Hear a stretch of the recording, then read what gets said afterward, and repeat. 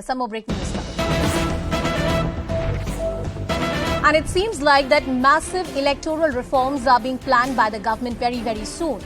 CNN News 18 spoke to the Union Law Minister after he dropped a big hint, and he says that 70 to 80 proposals for changes within the Representation of People Act and other election laws are under consideration right now. That's the word coming in. Arunima, what is it that the Law Minister hinted about? So the Law Minister's quote, and I'm just quoting him now, what he's told me is that ECI has proposed various changes in the election process and rules, and government will take appropriate decision after due consultation. So this is what he told me when I specifically asked him if there was, all around electoral reforms being considered. This information that I have by way of sources is that from ECI, 70 to 80 proposals have been sent to their administrative ministry. The Law and Justice Ministry is the administrative ministry for ECI. So this proposal has come from ECI, and what are these proposals about? These are about all aspects of election, whether NRIs can vote, whether they should be given the option of online voting, who are the people who should be, fined for impersonation, how do you stop impersonation, what happens to the attempt to make Aadhaar and electoral roll, that database collated. All of these are a part of that massive process of electoral reform that is being carried out, that is being considered. What I've been told by officials is that already several rounds of meeting have happened.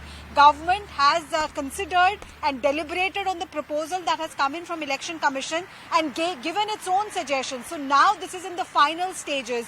Election Commission is now considering what the ministry, the Law and Justice Ministry and other arms of the government have told them by way of feedback. And now after internal consultation mechanism, ECI could give the final touches to various laws, including the Representations of People's Act and other laws which govern the way we vote. Arunima, I remember that, at the heart of this is about the political parties' funding and how money is actually coming into our politics and to the political parties. We have seen these debates happening at the Delhi High Court, at the Supreme Court when it comes to the electoral bond scheme. In fact, it was also challenged by the likes of Prashant Bhushan earlier, but the kind of reforms that they were seeking from the Supreme Court, that really didn't come. And the government was also circumspect in terms of what they were presenting before the court. Are you sensing that the government could be more open in terms of transparency when it comes to the funding of the political parties? Because that forms the substance of this entire debate.